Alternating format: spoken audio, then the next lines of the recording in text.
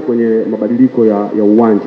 Mengi yalizungumzwa nje, lakini nataka kufahamu nyinyi kama wachezaji, hiki kiliwaondoa mchezoni kuelekea kwenye mchezo huu baada ya kuhamishwa kutoka uwanja wa Benjamin Mkapa kuja hapa? Naweza kusema kwamba sisi kama wachezaji na timu kwa ujumla na Watanzania kwa ujumla, hakuna asiyependa mchezo huu kuchezwa katika uwanja wa Benjamin Mkapa. Kila mtu alikuwa anapenda na ana wish kwamba mchezo huu ungechezwa katika uwanja ule, lakini maamuzi yalotoka kwetu sisi hatuwezi kupingana nayo.